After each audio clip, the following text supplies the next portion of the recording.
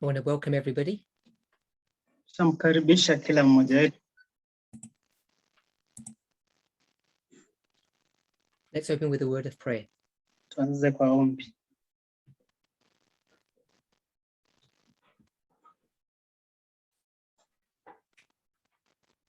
Holy God, Takatifu Mungu, you continue to take care of your children. unaendelea kulinda watoto wako. We are your flock. Sisi And ni as you have gathered us out of many difficult and different situations, watoto wako na umetukusanya hapa, preparing us for the final events of Earth's history.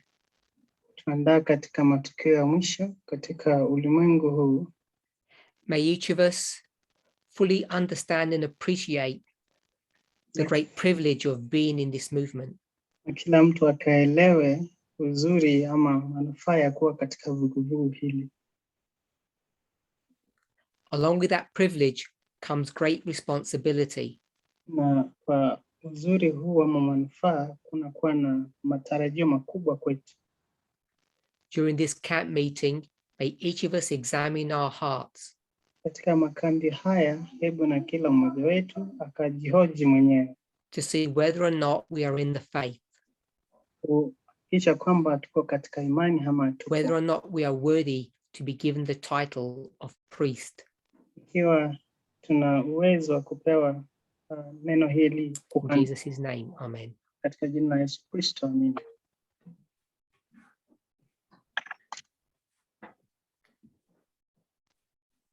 So our third presentation. Somo letu la tatu. We've spoken about the 14th Amendment. Tumezungumzia geuzo la 14. And I know that most of you realize that the 14th Amendment is midway. Na najua kwamba wengi wenu mmegundua kwamba geuzi hili la 14 liko katikati. There are 27 amendments and the 14th is midway. Basi kama kuna mageuzi 27, katikati ni la 14. And we spoke about the post-Civil War amendments. Na tukazungumzia mageuzi ambayo yalifanywa baada ya vita. Specifically 13, 14 and 15. Haswa mageuzi ya 13, 14, 15. And if you've watched Elder Tess's presentations, na kama umetazama video za Tess, it will not have escaped your attention that her focus is on the years 2013, 14 and 15. Kwamba lazima uligundua kwamba kila mmoja anataka kuundua katika matukio haya ni miaka 2013, 14 na 15. So you've heard Elder Tess speak about the Ramsey theory a few times now. Elder Tess akizungumzia nadharia ya Ramsey. You're not familiar with it, I'm sure someone on one of the forums will post some useful information. Kama haujui inahusu nini, mmoja wetu atatuambia inahusu nini.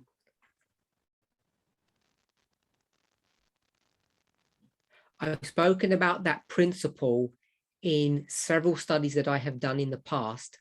Nimezungumzia kanuni hiyo katika masomo mengi ambayo nimefanya hapa awali. But I never mentioned the theory by a mathematician called Ramsey. Kwamba hakuzungumzia nadharia hii na huyu mtu wa hesabu. To put it simply, human beings look for patterns. We're pattern seekers. Kwamba tuweke katika kibayana kwamba wanadamu utafuta mfululizo fulani. I think it was in France, perhaps several years ago. Nafikiria ilikuwa Ufaransa miaka mingi iliyopita. That I got chastised. That means I got into trouble.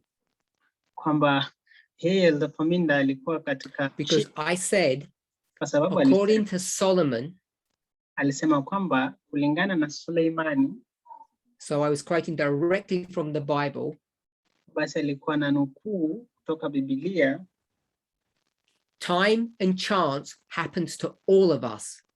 kwamba muda na bahati inakuwa kwa kila mmoja wetu. And Christians, like us priests, just simply don't believe that. Na Wakristo kama sisi hatuamini hayo. They have to find a reason in everything. Kwamba wao lazima wapate sababu ya kila tukio. So I'll leave it to your decision whether or not you think it's a coincidence, chance, or if it's God trying to show us something, that these patterns, these numbers are happening at this camp meeting. Basi nitawaachia nyinyi mfikirie kwamba ni uwezo wa Mungu mambo yanafanyika jinsi yanavyofanyika ama ni bahati tu. We spoke about the year 2005. Tulizungumzia mwaka 2005 and the constitutional amendment that was going on in Kansas. Tukazungumzia mageuzi ya katiba ambayo yalikuwa yanafanyika katika jimbo la Kansas. And if you've been able to watch Elder Tess's presentation, she addressed this in number 3. Na kama umefanikiwa kutazama video ya Elder Tess, alizungumzia swala hili katika video ya 3. Is it number 3, my translator? Yes, I've got confirmation. It's number 3. Ni funzo la 3. Now, I don't think Elder Tess mentioned Kansas by name. Afikirie kwamba Elder Tess alijadili swala la jimbo la Kansas kwa jina. But she mentioned that history. She mentioned 2004, if you remember. Lakini anapozungumzia historia hiyo anazungumzia mwaka 2004. And as I said, this happened in 2005. Na vile ambavyo yeye alisema mambo haya yalifanyika mwaka 2005.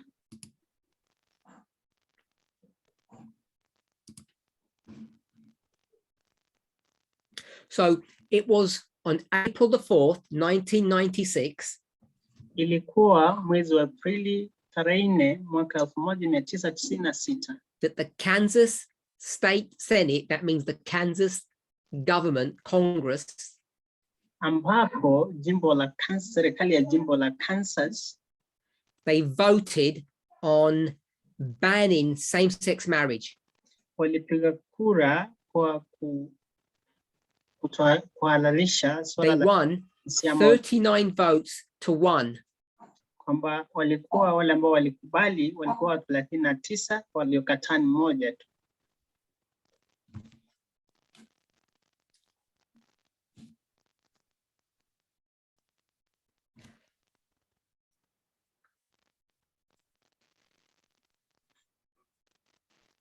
And also part of that vote was that if someone married outside of the state and they moved to Kansas, their marriage would not be recognized.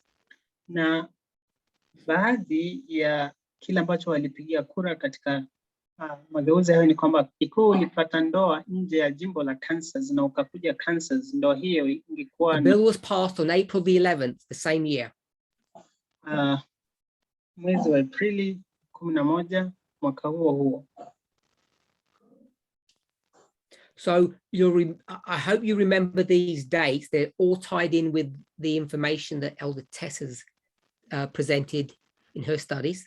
Na mimi mnakumbuka tarehe hizi kwa sababu zimejikita katika mafunzo ya Elder Tess.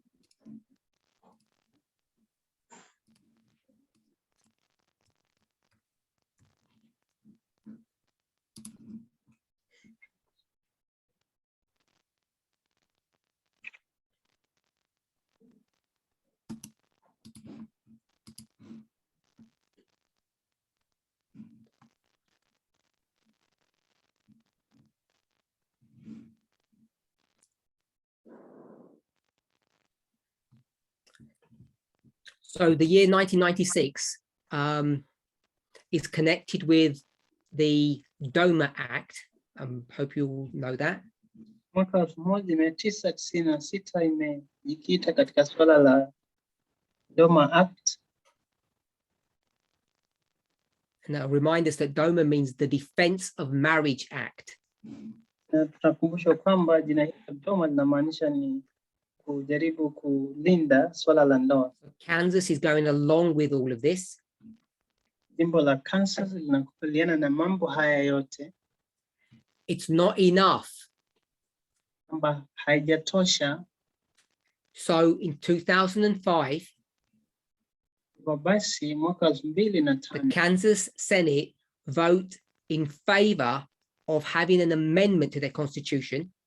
Jimbo la Kansas katika seneti linapiga kura. In February the same year, the House of Representatives of Kansas vote in favor. Mwezi wa Februari mwaka huo bunge la wawakilishi likapiga kura kukubali mambo hayo. April 2005, Kansas voters approved the amendment. Aprili 2005, Kansas jimbo ikakubali mageuzi haya.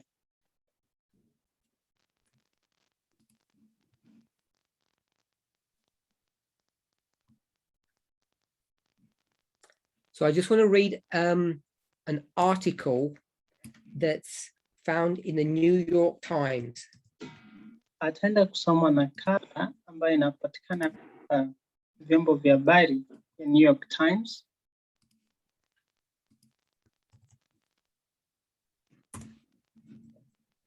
This is April the 6th, 2005.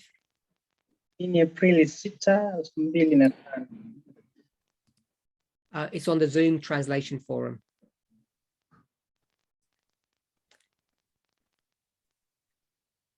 It says voters approve amendment banning same-sex marriage. Kura wanakubaliana na mambo ya mageuzi ya kukataa ndoa ya jinsia moja.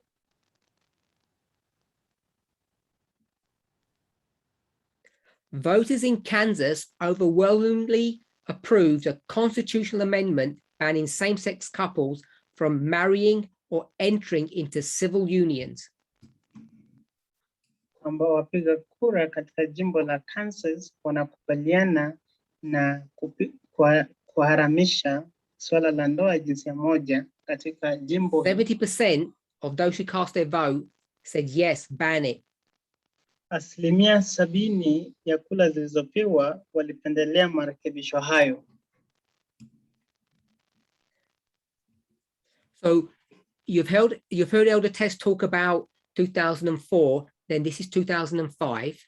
Umemsikia Elder Tess akizungumzia mwaka 2004 na mambo haya yanafanyika mwaka 2005. What I want us to be clear is what the 2004-5 history is dealing with.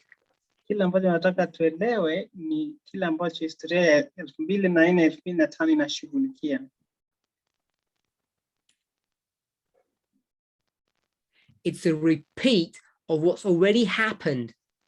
Ni kurudia kwa kila ambacho kilishafanyika. I gave you the date for Kansas, which was 1996. Nilipatia tarehe ya jimbo la Kansas ilikuwa 1996. The article goes on to say, same-sex marriage is already banned under Kansas law. Nakala inaendelea kusema kwamba ndoa ya jinsia moja tayari imepigwa marufuku chini ya sheria ya Kansas. This is not being challenged. Ambayo haipingwi. But supporters of the ballot measure said the ban must be in the Kansas Constitution in order to insulate it from legal challenge. Lakini wafuasi wa hatua ya kura walisema marufuku hayo lazima yawe katika katiba ya Kansas ili kuizuia kutokana na changamoto ya kisheria. So we've discussed this, but now we're just read it in a news article. Tumejadili mambo haya, lakini sasa tunasoma kutoka kwa nakala hii ya habari. the highest authority in the land is not the president, it's the constitution. Chombo chenye kuwa na ushawishi mkubwa katika dunia ama katika nchi, katiba. You'll notice if you read the article, the governor is a woman and she opposed this amendment. Utaundua kwamba yule ambaye ni gavana katika jimbo hilo katika wakati alikuwa mwanamke na alikataa, alipinga mambo haya. But listen to what she says, how there's a compromise even there. Sikiza kile ambacho atasema hapo. Ni mtu wa She opposes the amendment. Anapinga marekebisho haya. She's a Democrat. Ni wa mrengo wa kushoto. But she supported the existing state law. Lakini alipata kuunda ama kuunga mkono. That just seems hypocritical. Kwamba mambo haya ni ya ku. Now, I'm not saying there's anything special about Kansas. Hajasema kwamba kuna jambo lolote la muhimu kuhusu jimbo hili. Kansas became the 18th state with such a prohibition in its constitution. Jimbo hili la Kansas lilikuwa la 18 ya majimbo ambayo yalikuwa yamekubaliana na mambo haya. Next year, 2006, mwaka uliofuata 2006, Alabama, South Dakota, and Tennessee also want to vote for this similar thing. Majimbo mengine yaliyofuata kama Alabama, Tennessee yalitaka kupigia kura mageuzi haya. And 13 other states are proposing or discussing that they want to have a similar ban. Na katika kipindi hicho majimbo 13 yanaendelea kujadiliana kama wanaweza kuwa na mambo kama hayo.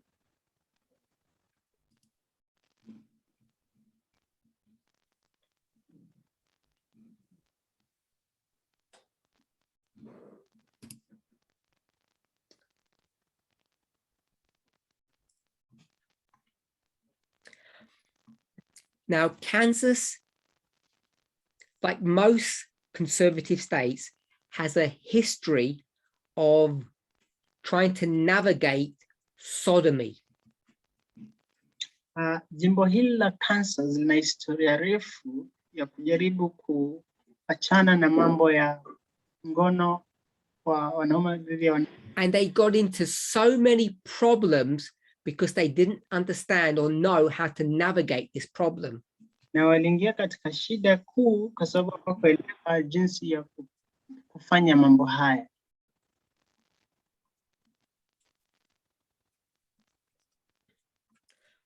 First of all, when they were talking about sodomy, they were talking about men with men.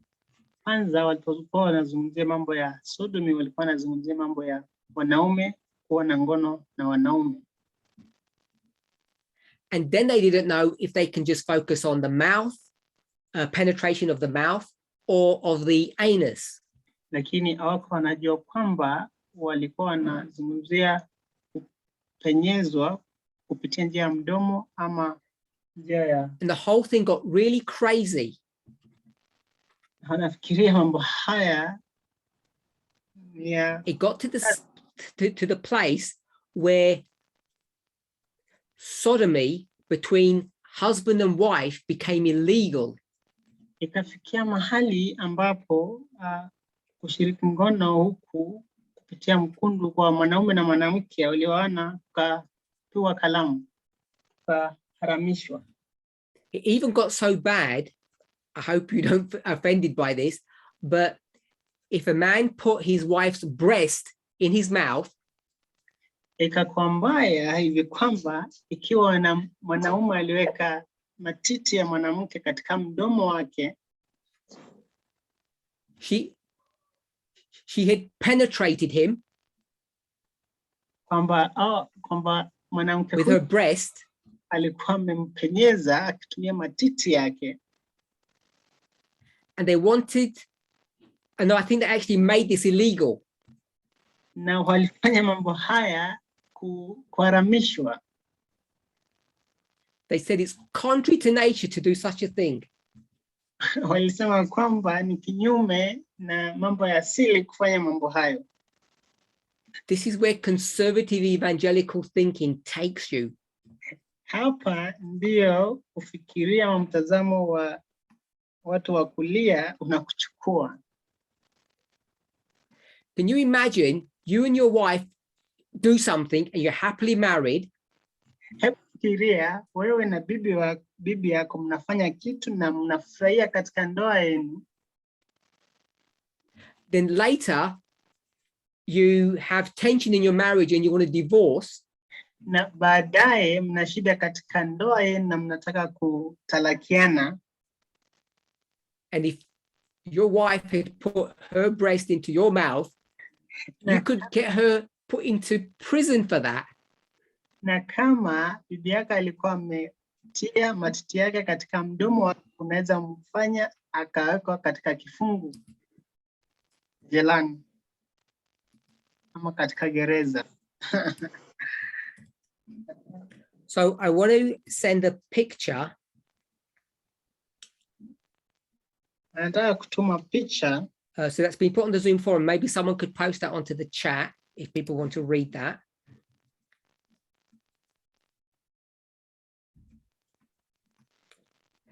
So this is just a short news article that discusses what we've been speaking about.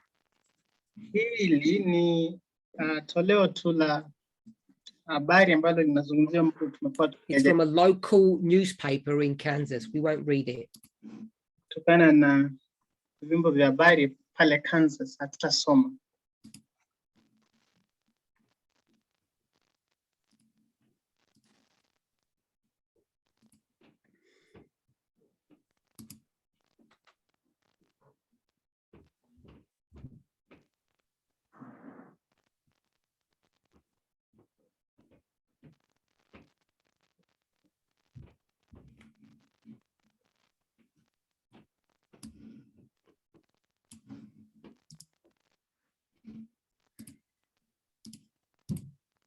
Okay, I'm just deciding how much information to share or not share. So I just want to read something which I thought was interesting. No, this is just a new piece of information.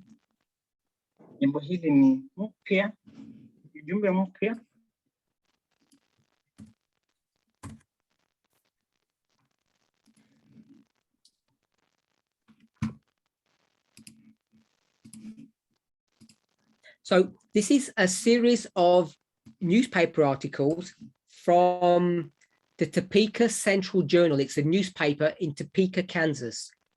Huu ni mfululizo wa majarida ya habari ama magazeti katika jimbo la Kansas na shirika fulani. I'll send you the link for this. It's 12 articles that have been put together. Ni majarida 12 ambayo yamewekwa pamoja. And the picture that I sent you was number 1 of 12. Na picha hii ambayo ametuma ilikuwa mojawapo ya 12. So it begins in 1996. I've already sent you that. Mambo haya yanaanza mwaka 1996. Then it jumps to 2005 and there's a picture of the governor. Alafu inaruka hadi mwaka 2005 na pale kuna picha ya yule governor. I'm using 2 computers, so someone else has to post it onto the chat. I apologize. I've sent you on the Zoom forum article number 3, the 3rd of 12. Ametuma jarida ama nakala ya 3 baina ya hayo 12. And I'm going to read this one. Na atasoma nukuu hii ama nakala hii. In February 2000, shortly after his 18th birthday, Februari mwaka 2000, kidogo tu baada ya Matthew had consensual oral sex with a 14-year-old boy. Baada ya kusherekea siku yake ya kuzaliwa, Matthew alikuwa na ngono ya mdomo na mtoto wa miaka 14 mvulana. Under Kansas's so-called Romeo and Juliet law, we'll discuss that. Chini ya sheria ya jimbo la Kansas ambayo iliitwa Romeo na Juliet, penalties for statutory rape are less severe in cases involving two consensual teenagers. Adhabu kwa ubakaji wa kisheria sio kali sana katika kesi zinazojumuisha vijana wawili wa kukubali, lakini sheria. So it's called Romeo and Juliet because they were young teenagers. Inaitwa Romeo na Juliet kwa sababu ni watoto wadogo wawili. And there's a law that says if you have two young people and they have sex underage, na kuna sheria ambayo inasema ukiwa na watoto wawili wadogo na wakiwa na masuala ya ngono wakiwa bado wadogo ama wachanga, then the court will take that into consideration because statutory rape has occurred. Basi mahakama itachukua hatua kwa sababu mambo kama haya yamefanyika, yamevunja sheria ya Kansas. But if they're both teenagers, the sentence will be much less. Hivi kwamba kama hawa wawili wote ni wadogo, basi punishment haitakuwa nyingi. It's called Romeo and Juliet because it was designed for boys and girls. Imeitwa Romeo na Juliet kwa sababu ilikuwa imefanyika kwa Romeo na Juliet kwa wavulana na wasichana. We'll continue to read. But the statute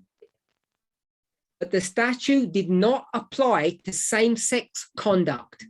Lakini sheria hiyo haikuhusu mwenendo wa jinsia moja.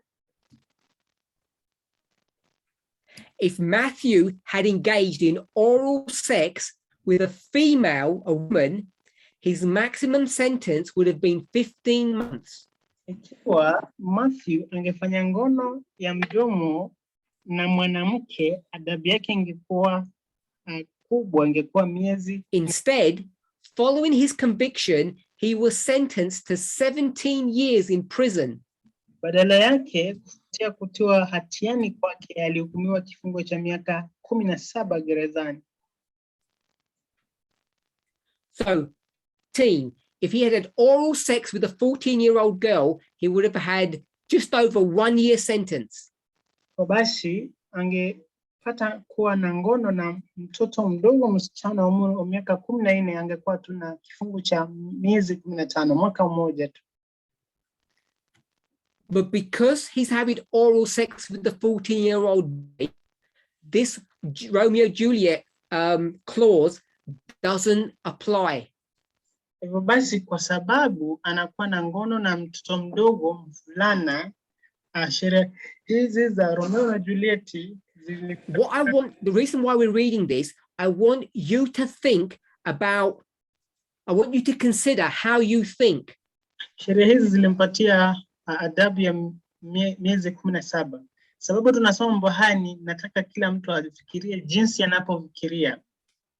Where your Christian faith takes you. Kwamba imani yako ya Kikristo inakuchukua wapi? These laws have been created by Christians. Sheria hizi zilikuwa zimeundwa na Wakristo who think it's an abomination for two men to be together. Ambao wanafikiria ni jambo la pasi watu wawili wadogo wakiwa pamoja. But if a man and a woman we'll call it the same crime. Lakini ikiwa mwanaume na mwanamke wenye umri huu wakifanya makosa hayo, they will reduce their sentence because they see it as common sense. Kwamba watapunguza kiwango cha adhabu kwa sababu wanaona kwamba ni swala la kawaida tu. You're not going to put an 18-year-old boy who has consensual oral sex with a 14-year-old for 17 years, put them in prison for 17 years for that. Everybody would know that's unreasonable. Huwezi mtia gerezani mtoto wa miaka 18 ambaye alifanya ngono na mtoto wa miaka 14, ngono ya mdomo na mvulana mwenzake miaka takriban 17. Kila mtu atajua hayo mambo haya. And this is we can call it an anomaly or the stupidity of people. Na hii ndio tunaita ujinga wa watu. People like you and me, Christians. Ni watu kama mimi na wewe, Kristo. Because it's a boy with a boy. Kwa sababu ni mvulana na mvulana. They will just apply the law as it is written. Kwamba watafanya matumizi ya sheria jinsi imeandikwa. Thus says Congress. Inasema sheria ya bunge. And common sense is thrown out and they're going to put him in prison for 17 years. Na kufikiria kwa kawaida kunaachwa na wataenda kuweka mtoto huyu kifungo cha miaka 17. And what is his crime? Na ni nini amefanya? He put his lover's penis in his mouth. Kwamba aliweka the lovers, remember. Aliweka mboo yake in Kansas, it's a crime. Katika jimbo la Kansas ni hatia. I'm not arguing about the laws of underage sex. That's not the issue. Hapa hazungumzii swala la kufanya ngono kwa watoto wa umri mdogo. Hilo si swala nalozungumzia hapa. The issue is, where does your fundamentalism take you? Swala ni kuwa na mtazamo huu Matthew's attorneys argued the sentence violated the Equal Protection Clause of the 14th Amendment. Mawakili wa Matthew walisema kuwa hukumu hiyo ilikiuka kifungu cha usawa sawa na marekebisho ya 18. Because it punished same-sex acts more severely than opposite-sex acts. Kwa kuwa iliadhibu vitendo vya jinsia moja kwa ukali zaidi kuliko vitendo vya jinsia tofauti. After several years of fighting in the lower courts, baada ya miaka kadhaa ya uamuzi wa mahakama ya chini ya rufaa,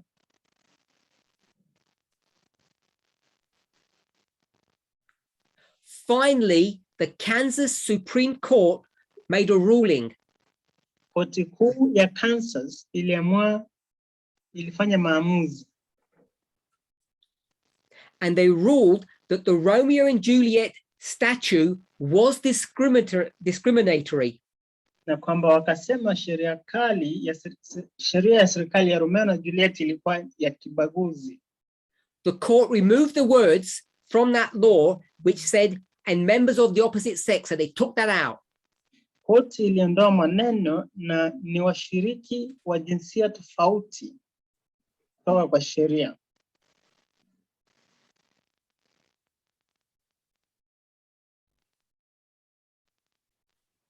So he commits the crime in the year 2000. Alifanya hatia hii mwaka 2000. February. Mwezi wa Februari. He gets caught, doesn't say how, and he's going to go to prison. Atashikwa na baadaye atachukuliwa gerezani. This young boy is in prison for 5 years before they release him. Kijana huyu mdogo atawekwa katika jela magerezani miaka 5. And he's been put into prison for 5 years because he's a homosexual. Na amewekwa gerezani kwa miaka 5 kwa sababu yeye ni wa kuwa na mahusiano na jinsia moja. This is where conservative Christianity takes you. Hapa ndipo Ukristo wa itikadi kali utakuchukua. Can you imagine how that has destroyed his life? Fikiria jinsi swala hilo liliharibu maisha yake. He lost 5 years of his life when he was at his prime, 18, just about ready to go to college or to leave school and do something with his life. Amechukua miaka 5 gerezani akiwa amefika miaka 18, kipindi ambacho saizi ni kipindi kizuri katika maisha ya binadamu. I suspect he never even graduated high school. Anakadiria kwamba labda hata hakuhitimu katika kiwango cha sekondari.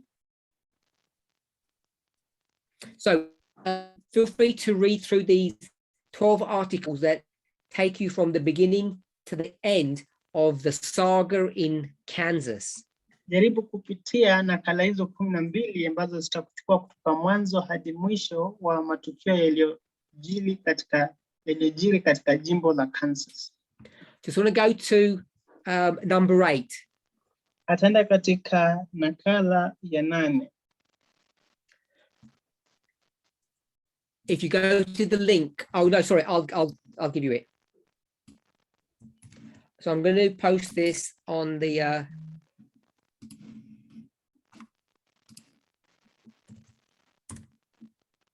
Zoom forum. So this is number 8. We're in the year October 2013. Nakala ya 8 ni mwezi wa Oktoba mwaka 2013. The Supreme Court has already struck down Ndoa. Mahakama ya juu tayari ishaangusha, rejected, destroyed it. Sheria ile ya mambo ya Ndoa, Divorce Marriage Act.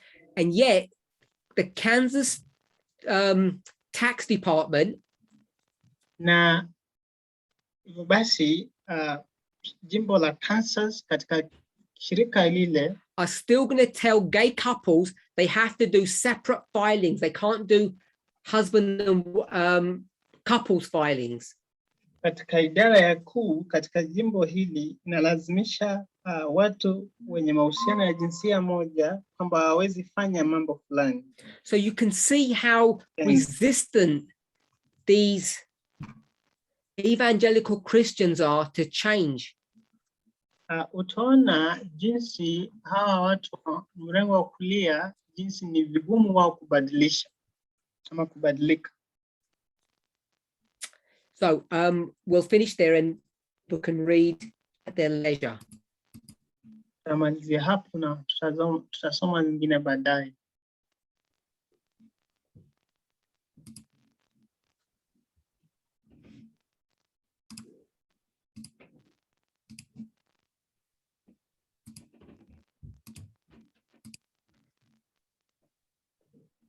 You'll remember Elder Tess has mentioned this.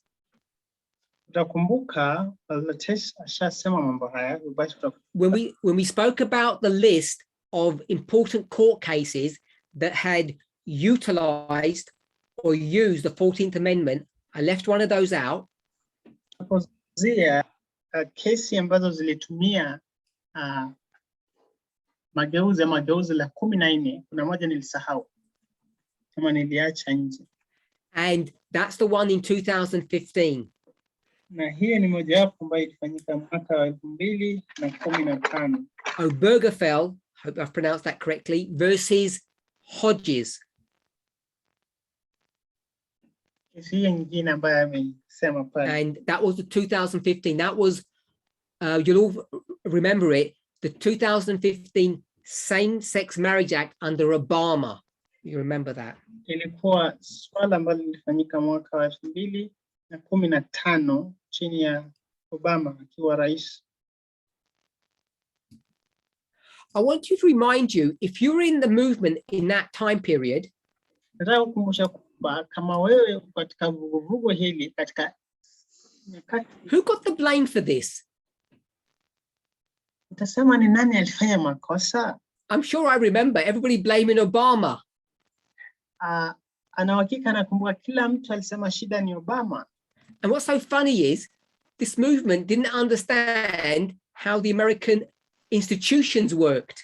Na kile cha kushangaza ni kwamba vuguvugu hili halikuelewa jinsi sheria ya Amerika this had nothing to do with Obama.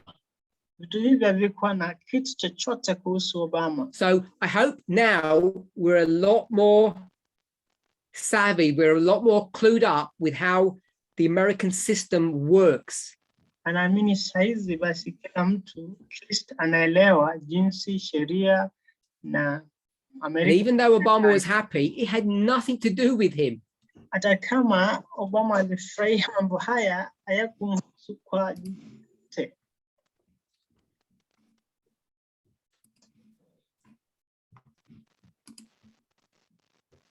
So I've said enough about this 2005 history and the 14th Amendment. Mambo kadhaa kuhusu historia ya mwaka 2005 na vile vile mageuzi la 14.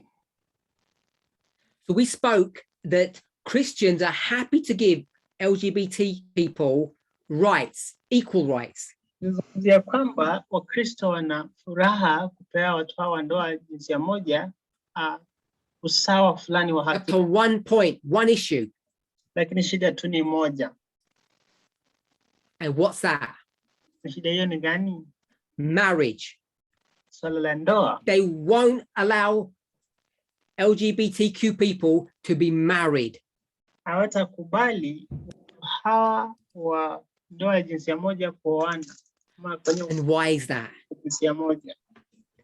Because Christians see that marriage is two people coming together in the sight of not the state, but in the sight of God. Na mbona wanaona hivyo ni kwamba Wakristo wanaamini kwamba ndoa ni kitu kimoja ambacho watu wawili wa jinsia tofauti huja. And if the state says, well, they are going to be married and you can't stop it, basi kama jimbo litasema wataoana na hautaizuia, they will oppose the idea of same-sex couples being married in a church. Basi ikiwa jimbo limekubaliana nao, watenda pale kanisani wapinge. They think hii. God forbid that they should receive a blessing in the church. Wanasema kwamba Mungu atazuiliwa kupeana baraka katika kanisa. Why? Sababu gani? It's because Christian marriage is holy. Kwa sababu ndoa ya Kristo ni takatifu. It's an institution ordained by God. Swala hili and everyone knows what God's opinion on the subject is. Kila mmoja wao anajua kwamba mtazamo wa Mwenyezi Mungu. Because we're all so wise. Kwa sababu kila mtu mwenye hekima. We can't redefine marriage. Hatuwezi badilisha mtazamo wa ndoa based upon our personal feelings, kwa sababu ya fikra ama or based upon a shift in public opinion. Ama hatuwezi badilisha mtazamo wetu.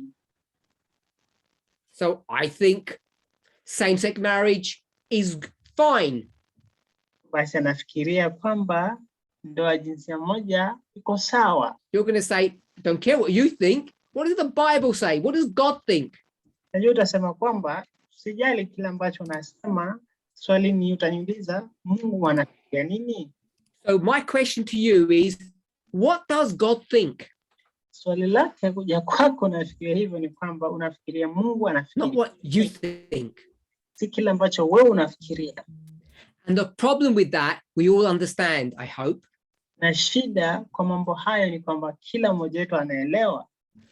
Who knows what God thinks? Nani anajua kile ambacho Mungu anafikiria? I for one, me, kwa mmoja, not accept your dreams and visions on this subject. Anafikiria kwamba angekuwa katika kiwango cha kuleta. I don't think I'd accept it on any subject, to be honest.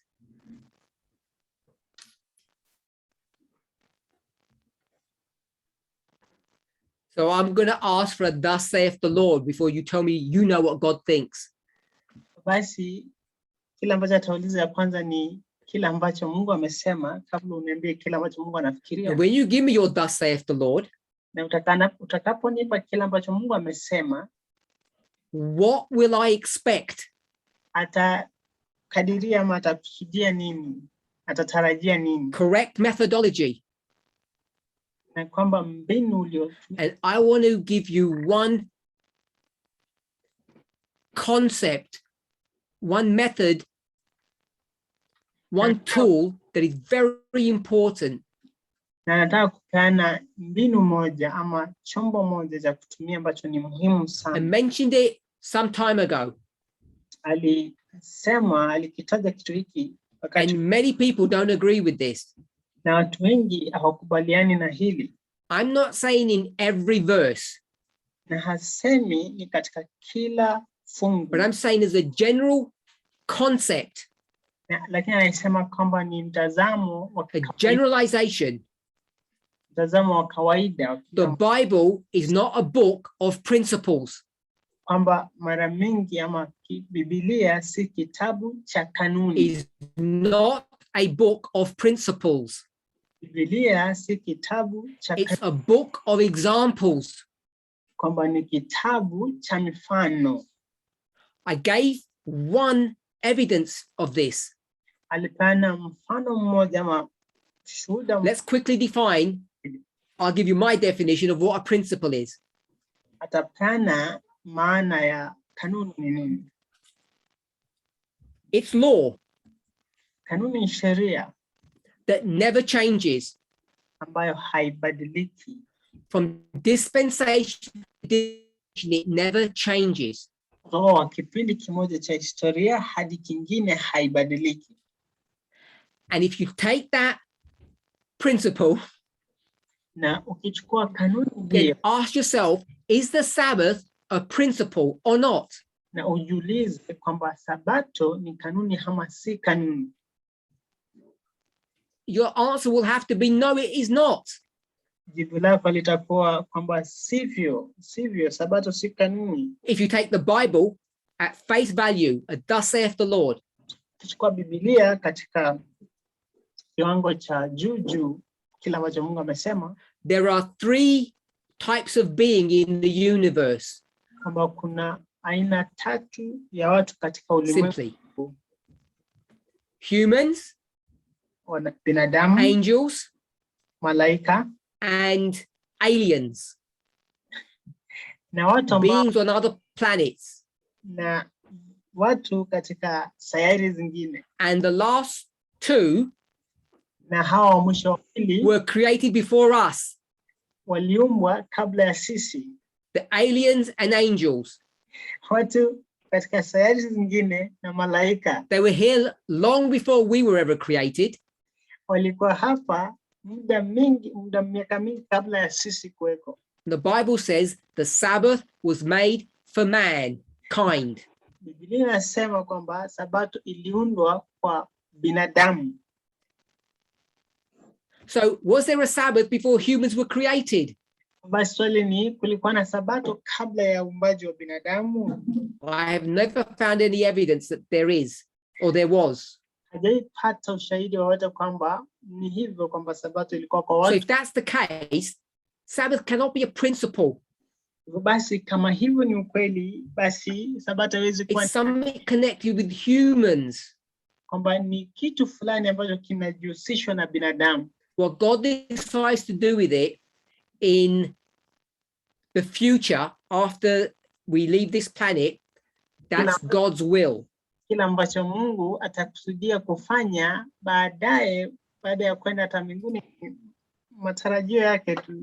So when you start quoting verses to prove your point on marriage and what you believe God thinks, hivyo basi unapoanza kunukuu mafungu kuhusu ndoa, sema kwamba hiki ndicho Mungu anafikiria. We all need to use correct methodology. Kila mtu anafaa kutumia mbinu ya kuchambua Biblia ya sawa. So generally, Christians are going to question whether marriage between 2 men or 2 women can ever really be marriage. Basi kwa kimtasari ni kwamba Wakristo watajiuliza swali kwamba watu wawili wanaume katika ndoa ni swala ambalo Now we can't discuss everything regarding marriage in a presentation, even a couple of presentations. Hatuwezi jadili mambo yote kuhusu ndoa katika funzo tu ama mafunzo. But we do know that marriage accomplishes things, it does things. Kila ambacho tunajua ni kwamba ndoa hufanya mambo. And according to inspiration, na kulingana na one of the things that it does kulingana na roho ya Mungu ni kwamba is that it brings us closer to God. Kila ambacho ndoa inafanya ni kwamba inatuleta karibu. So we want to try to answer or discuss some basic questions about the ordinance of marriage. Tunajaribu kushughulikia maswali fulani kuhusu hatua za kiwango cha chini zaidi cha ndoa. And remember, the word ordinance means law or rule of life or regulation. Law, rule, or regulation. Na ukumbuke kwamba jina hili ordinance ama kile ambacho Mungu ameteua inamaanisha ni sheria ama kanuni fulani. The word ordinance. Jina ni ordinance. So when we speak of marriage, we want to know when we speak of marriage, we want to ask, what is marriage? Tunapozungumzia ndoa, tunajiuliza ndoa ni nini? What does it accomplish and how does it bring us closer to God? Ama swali ni kwamba tunapozungumzia kuhusu ndoa inatuletaje karibu na Mungu? So I'm going to read from Thoughts from the Mount of Blessings. Na kusoma kutoka kitabu hiki.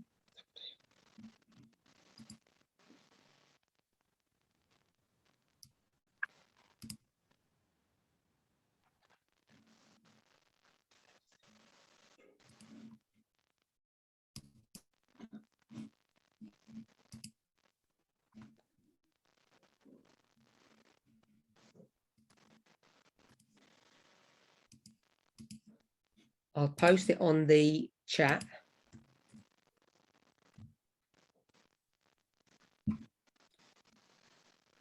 So it begins page 63. We're not going to read everything from here. Hatusoma kila kitu. MB kitabu ni for blessing. So Ellen White's going to quote Matthew 19 verse 3. Nabii White atanukuu Mathayo 19 mstari wa 3.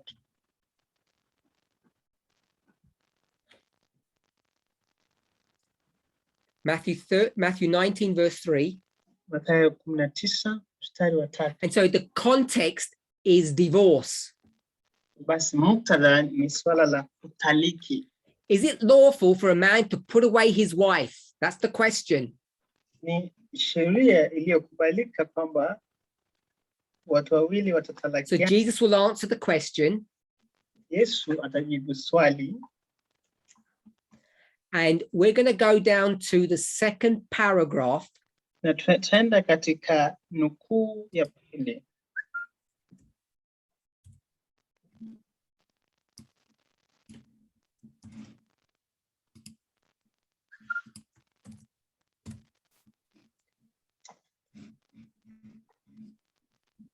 And it's 63.2 in English. 63 aya ya pili katika Kiingereza. So I only want to pick up certain portions of this paragraph. I don't want to read it all. Atachukua sehemu fulani za nukuu hii. So when you're translating, don't translate everything I'm going to read. I'll tell you when to begin translating, so you know where to pick it up. When the Pharisees afterward questioned him concerning the lawfulness of divorce, now I'm going to translate, Jesus pointed his hearers back to the marriage institution as ordained at creation. Yesu aliwaelekeza wasikilizaji wake kwenye taasisi ya ndoa kama ilivyowekwa katika uumbaji. He's then going to quote Ellen White's going to quote Matthew 19 verse 8. Atanukuu Mathayo 19 mstari wa 8. He referred them to the blessed days of Eden, when God pronounced all things very good. Aliwatajia siku za heri za Edeni wakati Mungu alitangaza vitu vyote kuwa ni vyema sana. Then the marriage and the Sabbath had their origin. Halafu ndoa na sabato vilikuwa na asili yake. So Jesus is going to point his hearers when talking about marriage back to creation. Basi Kristo atawatajia watu hawa ambao wameuliza swali la ndoa, kuwatajia siku It's an institution and it's ordained, which means it's an ordinance. Kwamba ni swali ambalo liliokewa ibada ama agizo. It's a law. Now, I'm just going to add something. There's many bits and pieces to this law. Nitaongezea kitu kwamba kuna vijisehemu kwa sheria hii. One of them is the following. Sheria moja ni ifuatayo. If you want to have sex with somebody, you need to marry them first. Ukiwa na ngono na mtu, swali la kwanza ni kwamba lazima uwaoe. Sex outside of marriage breaks this ordinance. Kwamba ngono nje ya ndoa inavunja sheria hii ama agizo hii. It doesn't say it directly, but it's inferred in the passages. Haisemi kibayana, lakini inamaanishwa hivyo katika fungu hilo. In the days of Eden, God said everything was very good. Katika siku za heri za Edeni, kila kitu kilikuwa chema. This was the origin or the beginning of two institutions, marriage and Sabbath. Hii ilikuwa ni mwanzo wa utangulizi wa nini hizi mbili institutions. It's going to do the purpose of marriage. Kwamba sababu ya ndoa. Reading. Twin institutions for the glory of God, one, in the benefit of humanity, two. Kwamba halafu ndoa, halafu wakati Muumba alipojiunga kwa mikono ya jozi katika ndoa alisema sheria ya ndoa na So the Sabbath is for the glory of God and benefits humanity, and it's the same for marriage. Basi sabato ni kwa utukufu wa Mwenyezi Mungu na vile vile ndoa ni sawa na sabato. He put their hands together in holy wedlock and said, and this is 2:24. Na mikono yao iliwekwa pamoja katika ndoa ile, wakasema kwamba kile ambacho Mungu ameweka pamoja. A man shall leave his mother and father, and he shall cleave to his wife, and they shall be one. Kwamba mwanaume aache wazazi wake na waungane na mwanamke wakuwe kitu kimoja. And now we begin to disagree on how we read. Na sasa tukifikia hapo atuelewani kwa jinsi ambavyo wewe unasoma. When it says your mother and father, inaposema mamako na babako, when it says the man and his wife, inaposema bwana na bibi, is that a principle? So la hilo ni kanuni or an example? Ama ni mfano tu. And conservative Christians, like many of us, read this as a principle. Na Wakristo wengi ambao ni wa itikadi kali watasoma mambo haya kama kanuni.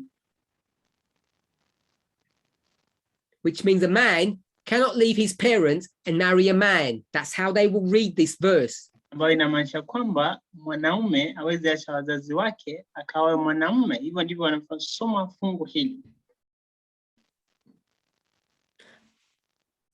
As we go through these studies, tunapopitia mafungu haya ama mafunzo haya, we're going to see, Lord willing, that concept, that idea is warped and distorted.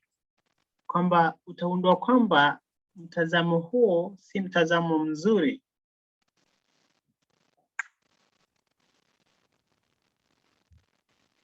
In plain language, it's wrong. Kwamba mtazamo huo ni mbaya. Reading on. That which the eternal Father himself had pronounced good, was the law of highest blessing and development for man. Kama kila zawadi nyingine nzuri ya Mungu zilizokabidhiwa kwa utunzaji wa ndoa, ndoa imepotoshwa na dhambi. So this institution of marriage taasisi hii ya ndoa is a law, ni sheria, and it's going to give men the highest blessing and allow them to develop. Na itapatia binadamu baraka tele kabisa na itawakubali waendelee kukua. What about the poor women? They're not going to be blessed. They're not going to be developed. Tutauliza swali kwamba kwa wanawake je, itakuwaje?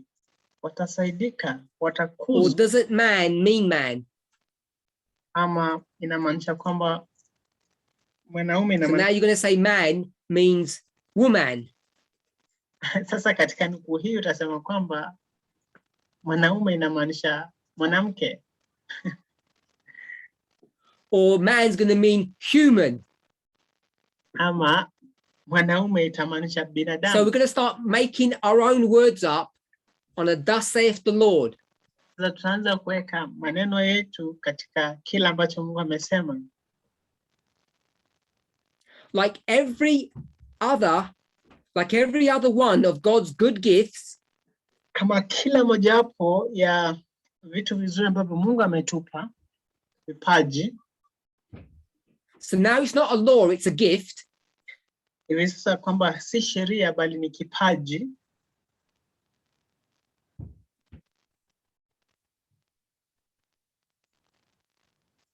Like every other good gift that God has given to us, kama kila kipaji chochote ambacho Mungu ametupa, entrusted to us, imepewa kuja kwetu. That doesn't sound like a law. Now it's some kind of gift. Kama sheria lakini kama kipaji. And he gave this gift to humanity. Na alipana vipaji hivi kwa binadamu. So now we know that man is human when we compare these two verses. Lakini tunajua kwamba binadamu ni watu wote. Marriage has been perverted by sin. Kwamba ndoa imepata kuharibiwa na dhambi. Now, has that perversion happened because of Adam's sin or your sin? Kuharibiwa huku kwa taasisi hii ya ndoa kumefanyika kwa sababu ya dhambi ya Adamu ama yako? Were the restrictions or the conditions of marriage that God gave after sin good or bad? Na mambo haya ambayo Mungu aliweka kulinda swala la ndoa baada ya dhambi yalikuwa mazuri ama mabaya? God gives us all good gifts. Every good gift comes from God. Mungu anatupatia vipaji vyote na vipaji vyote vizuri vinatoka kwa Mungu. So the problems with marriage have been created by people like you and me, mostly you. Shida katika ndoa zimeletwa na mimi na wewe, lakini sana sana wewe. Not really. But it's the purpose of the gospel to restore its purity and beauty. Lakini kusudio la Injili kupata kurejesha. So the question is, what's it supposed to restore it back to? Swali ni kwamba tunafaa kurejeshwa katika hali gani? Is it supposed to restore it back to just after they had committed sin or just before they had committed sin? Tunafaa kurejeshwa katika hali gani? Ni ile ambayo kabla wafanye dhambi ama baada ya kufanya dhambi? Or the day they got married? Ama ni ile ya siku ambayo walioana? Now the problem with these questions shida katika maswali haya is, where does this restoration take us to? Ni kwamba kurejeshwa huku katika hali yetu inatuchukua wapi? So that's something that we want to discuss. Ile ni swali ambalo tutaanza kujadili. So we've spoken about why marriage is a blessing. Tumezungumzia mbona taasisi ya ndoa ni baraka. And how it brings us closer to God. Na jinsi inavyotuleta karibu na Mungu. Now, Elder Tess, I think in her first presentation, said the following. Na Elder Tess alisema mambo yafuatayo katika mafunzo yake ya kwanza. She stated it as a fact and said that she was not going to tackle this at this camp meeting. Na alisema kwamba hatashughulikia swala hili katika makambi haya. And neither am I. Na vile vile, and it's this issue. Hatashughulikia swala hili. If you are homosexual or lesbian or transgender, kama wewe ni mtu wa mahusiano ya jinsia moja, is that a choice or is it fixed in your nature? Swali ni kwamba hiyo ni kusudio lako ama ni chaguo lako ama swala. Now, as I said, I have not proven that in these studies. Leo ambavyo nilisema kwamba sijadhihirisha mambo hayo katika mafunzo haya. But the logic that I would employ lakini kufikiria ambao is similar to that of which Elder Tess spoke of. Kufikiria ambao nataka kuzungumzia hapa ni kule ambapo alizungumzia heterosexual people, watu wenye mahusiano ya jinsia tofauti, the lust that they feel, kwamba ile hamu, passion, na hisi ile hamu, a man for a woman and a woman for a man, kwamba ni mwanamke kwa mwanaume, mwanaume kwa mwanamke. Do you choose that? Ni swala ambalo unachagua. I'm not recommending you do this. Sisemi kwamba mfanye hivi. Get a pornography magazine. Achukua jarida la with women in it. La mambo ya ngono. Put it in front of a man. Weka katika jarida hilo liwe ni take their trousers and pants off. Alafu weka mbele ya mwanaume. Alafu utoe. And see what happens. Nguo zake, alafu uone nini inafanyika. To their genitalia. Katika sehemu ile ya siri. And tell them to resist it. Na waambie msifanye hivyo. And they cannot resist getting an erection. Na hawezi zuia kuwezesha. It's not a choice.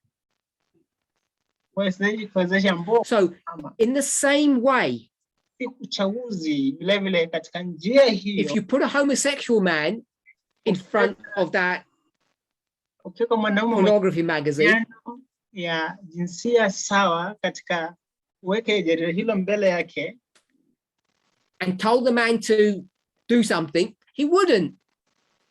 Na mwambie mwanaume huyo afanye kitu fulani, hawezi fanya hivyo. You do the magazine full of men and you'll know what happens. Atatafuta jarida ambazo zina picha la wanaume na utajua kila ambacho kitafanyika. So I want us to be clear. Nataka tuwe, even if we haven't proven it yet, hata kama hatujadhihirisha mambo kadhaa, we believe that your sexual orientation is fixed in your nature, your personal nature. Naamini kwamba mambo yako kuhusu ngono yamewekwa katika jinsi wewe ulivyo. It's not chosen. Si swala la uchaguzi.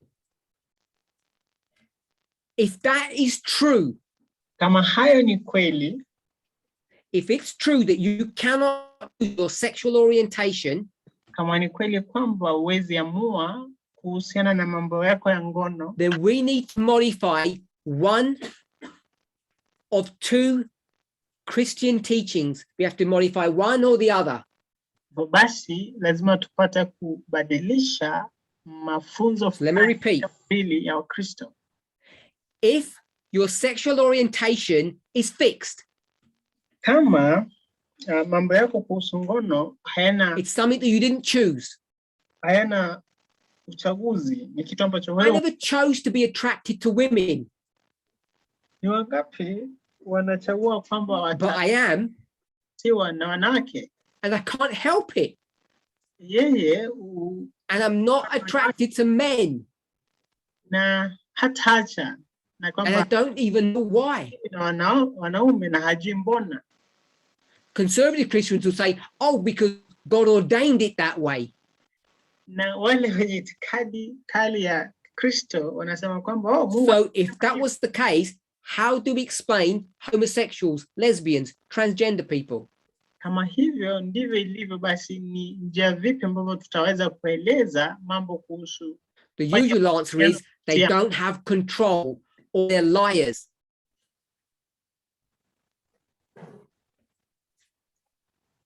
Science has proven all of those arguments wrong. Science imeonyesha kwamba wanawake kwamba You wote cannot change someone's sexual orientation without damaging their brain. Sayansi imedhibitisha kwamba huwezi badilisha masuala ya ngono ya mtu kama And hutaharibu. that's why so many people from the LGBT community commit suicide. Na ndiposa watu wengi kutoka jamii hii ya watu wa mahusiano wa jinsia moja kujiua. It's not because there's something wrong with their brains or their mental. Si kwamba kuna shida fulani katika bongo zao ama akili zao. They have mental health issues because of the enormous pressure that society places upon them. Wanajipata katika hali tata kwa sababu ya jamii na mtazamo wa jamii mbaya kwao. If I called you a liar from childhood all the way through your life, it would damage you. Kuita wewe ni mjanja ama ni mtu wa kudanganya tangia wakati uzaliwe, basi so if this is true that your orientation is fixed and you cannot choose, which it is, kama ni kweli kwamba masuala yako ya ngono ni si ya uchaguzi na ni kweli hivyo, then we have to change or modify our understanding of one of two Christian teachings.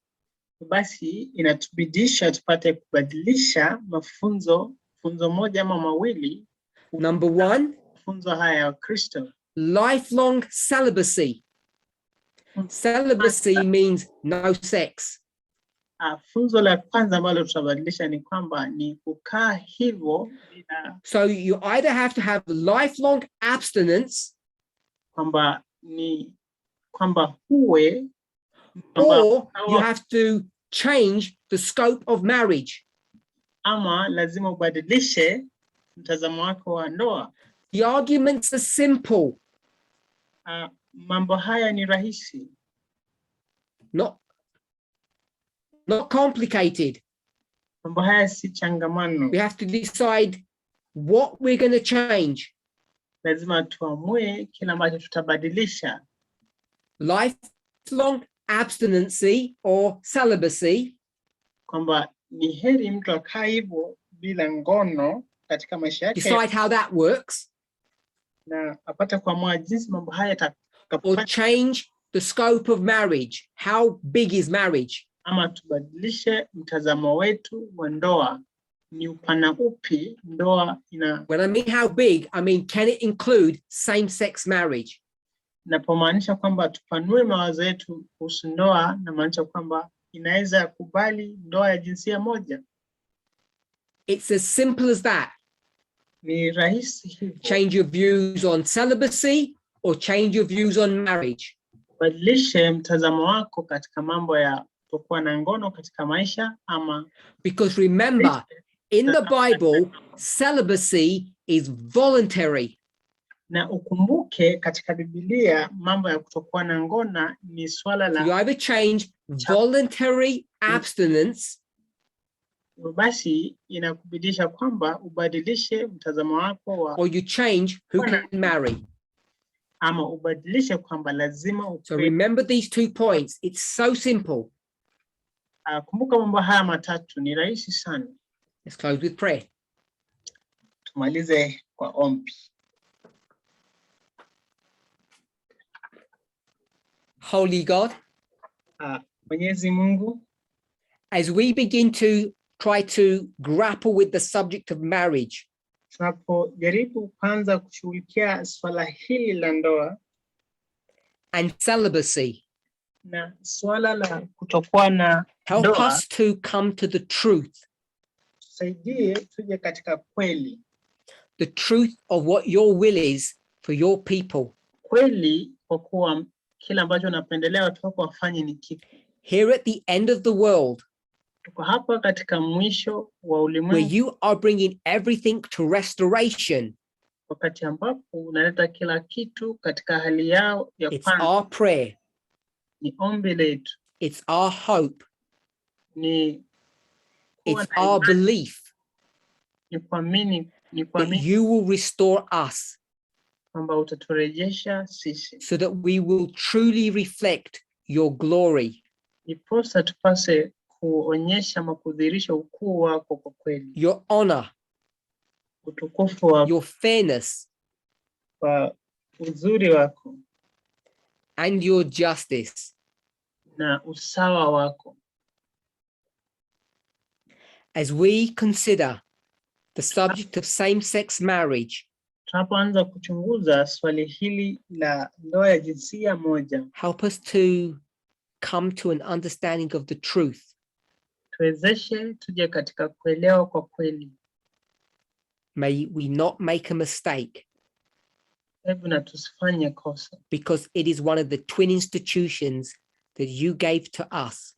kwa sababu ni mojawapo ya taasisi ambayo inaendana na To bring us closer to you.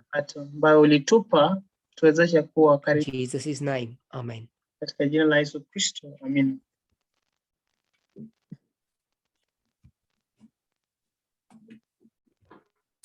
Thank you, everybody. Thank you all.